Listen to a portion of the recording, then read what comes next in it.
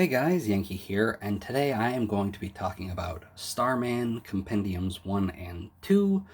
These collect a whole bunch of stuff, but mainly what I'm going to be talking about is the Starman ongoing series by James Robinson, and then the Shade miniseries I'll touch on a little bit too.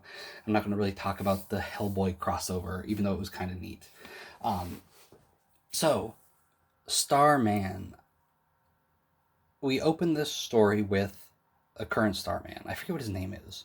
I read all of this and I don't remember what the brother's name is. David, right? Um, David Knight, son of Ted Knight, the original Starman from the Golden Age, is killed.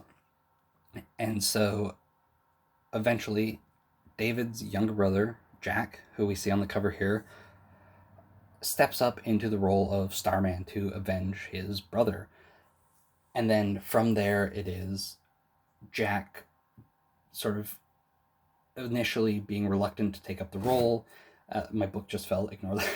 um, but eventually sort of stepping into it and enjoying it and really becoming and embracing being Starman.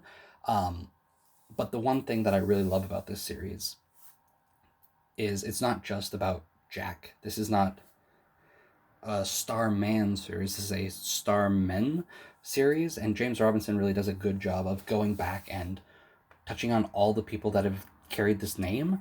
And for the most part, I enjoyed all of that. Like, I forget how many Starmen there have been, but like, there was the original Golden Age Starman, Ted Knight, who is Jack's father. Um, there is Michael, Blue Alien from the 70s when they tried to bring Starman the name back. There was, what is his name? Will Payton, who was Starman in the 80s, and he had like a 30 or 40 issue comic to himself. Stuff like that. Like all of the Starman uh, throughout DC history up until this point are here, and they get touched on and are brought into the story, and they feel important. And something I think was done really well in this is foreshadowing. Like the end of issue 5, Jack avenges his brother, kills his killer, and then right at the end we set up Michael, and then Will Payton, and Michael comes in pretty quick. And also, I don't know how to pronounce Mikaal. His English name is Michael. I'm gonna assume it's pronounced Michael and not Mikal. So I'm just gonna call him Michael. Sorry about that. Like Will Payton is set up at the end of issue 5. He doesn't come in until like issue 40, 50, somewhere in there. Like all of that stuff I think is really cool. Like bringing in, the Michael, the Starman from the 70s, who was in I think one issue of a comic. Um, who's the other one? The one that's in space. I don't remember what his name is. But like bringing him in and like having Jack on Earth, touching on Starman here, going into space to meet that one. Things like that are all cool. Like they have to like retcon some stuff though. Like uh, oh, there was a Starman for like a month in 1955 or like a year, which is, from what I understand, there was an issue of Batman where Batman became Starman for an issue. And in this, James Robinson basically just retcons that into continuity, or not even retcon, because I think that was before Crisis on Infinite Earths happened, and this is obviously after. So I think it's just adding that in. It's like, all right, in the 50s, there was a Starman for a little bit. Here's who it was, and things like that. All of that, like the exploration as Starman as a legacy, I think is done so well here, and especially at the end where the series is wrapping up. Spoiler alert: Jack is done being Starman. He's moving on, so he has to give uh, his cosmic staff um, to somebody else. He has to find a successor, and obviously, if you read modern DC stuff, you know who his successor is. It's Courtney Whitmore. She becomes Stargirl. Like, all of that, I think, is done really, really well. The foreshadowing from early stuff is done pretty well throughout. And just overall, this was a really fun read. Um, Artwork is fun too. The Tony Harris art in particular, I like a lot. The later artists are pretty good as well. Um, my one complaint is the shade. He is cool when he's just sort of in the background being mysterious, but like his first 4 issue miniseries was pretty good too. The problem is, by the end of Starman, like our big final climax before Jack hangs it all up, it's so shade focused that it kind of barely feels like Jack's story at all anymore.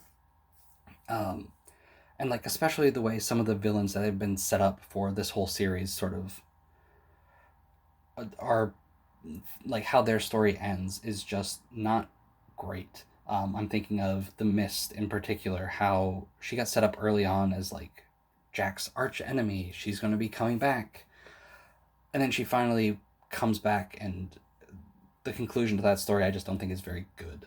Um, Overall, though, like an unfortunate ending aside, I enjoyed this series a lot. I think it wrapped up at a good point, and while some of the things here and there I wasn't happy with, I do think the conclusion was good, like where it put Jack, where he moves on, he's not even in the city anymore, and that's something I think I should talk about a bit too, just briefly, is Opal City. Opal City is as much a character in this book as anybody else, and they really take a lot of time highlighting it and what makes it unique and sort of the atmosphere of it. And I find all that stuff really interesting. Um, Opal City is really cool, and it's one of those things that, as I'm reading more comics, I wish Opal City would pop up a bit more.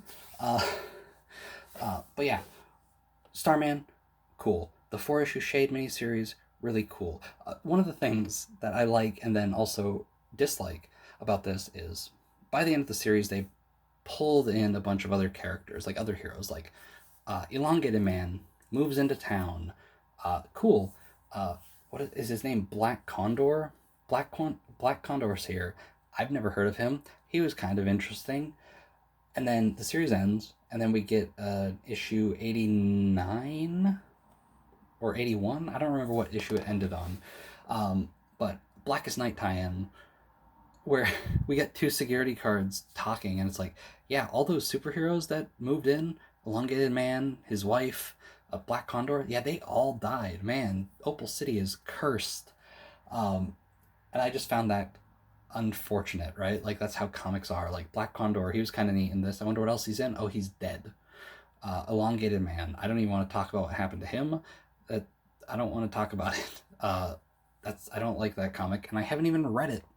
But yeah, Starman, good. Unfortunate what happened to all the characters that moved into Opal City, and I wish Opal City would come up more often. Last thing, the Shade 12-issue series. I found this completely uninteresting. The main Starman book wrapped up, and then we had the Shade mini or the Shade maxi series at the end. By that point, I was sort of done. Like, I felt like I had a conclusion, and I was ready to move on. That's not really a problem if you're not trying to read these as like two pieces of one story, right? Like the Shade is its own thing, like a decade after that ended. Um, but I didn't find it particularly interesting. By that point, I was kind of over the Shade. I find him interesting in small doses as a supporting character, but I just don't find him very interesting as a main lead. But overall, these two Starman compendiums, I sort of picked them up on a whim. I like the Stargirl show. I wanted to see what the actual Starman that gave Courtney the cosmic staff was like. And I got way more than that, right? Like a full history of Starman as an identity. And I really, really enjoyed it. And this is kind of what I like about DC Comics over Marvel Comics, is the legacy aspect and how generational it is. Like, some characters, like, we're not passing the mantle every, all the time, but it does feel like every, 15, 20 years, we've got a new version of a character. And so having a book that just really puts the spotlight on that and focuses on each iteration was very cool and very enjoyable. So yeah, Starman Compendiums, really good. I think if you've never read this series, give it a try. Also, compendiums as a format, just these huge trade paperbacks, they're great. I love these. Like, look at the spines on these. So, like, I read both of these, and there's no creases or anything on the spine. Like, they hold up good. These are like 1,400 pages a piece. So they're big books, not comfortable to read, but the price is great. They're like $59.99 a piece, and I got these for way cheaper than that on Amazon. So yeah, Starman, good read. These compendiums, really cool, and I'm actually really excited about other ones that I can get now because they're such an affordable format with like a lot of content. So like compendiums, I'm super on board with. But yeah, that's gonna do it for this video. Thanks for watching. I'll see you guys next time.